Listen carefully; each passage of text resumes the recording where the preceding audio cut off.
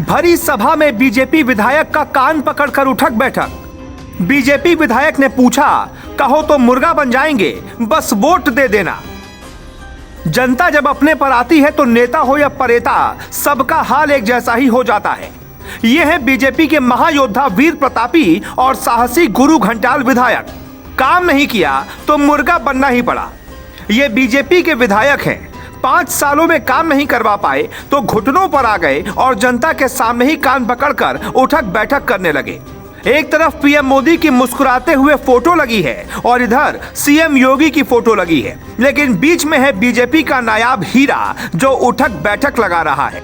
कौन है ये विधायक और क्यों कान पकड़कर उठक बैठक कर रहे हैं, हम आपको बताते हैं। पहले तस्वीरें देखिए। वाह भाई वाह 1, वाह भाई वाह 2, वाह भाई वाह 3, वाह भाई वाह 4, वाह भाई वाह 5। इनका नाम है भूपेश चौबे। विधायक जी को लगा कि इस बार वो हार रहे हैं तो पहले हाथ जोड़ते हैं, लेकिन जब बात नहीं बनती तो फिर विधायक जी कान पकड़कर उठक बैठक लगाने लगते हैं।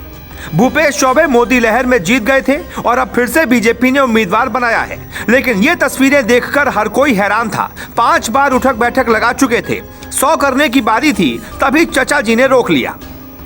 सोनभद्र की रॉबर्ट्सगंज सीट से विधायक भूपेश चौबे 5 सालों तक गायब थे।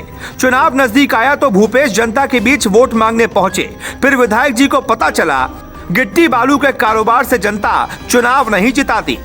जनता प्यार से वोट देती है तो ठोक कर जनता जवाब भी लेती है।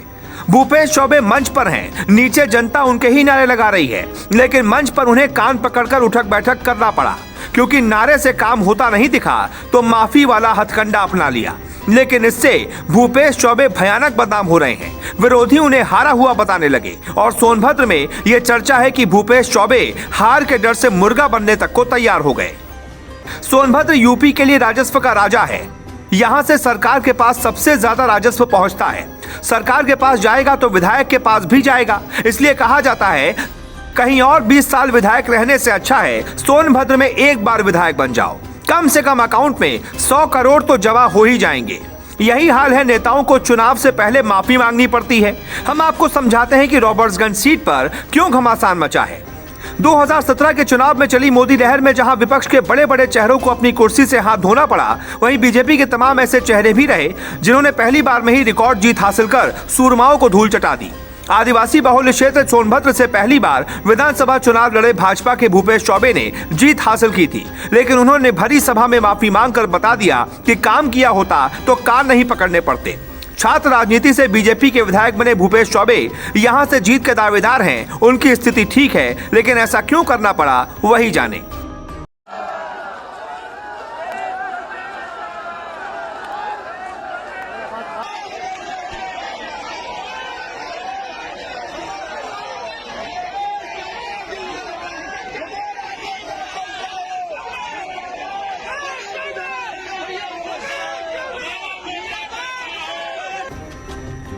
Jitendra Agrahari, global Bharat TV.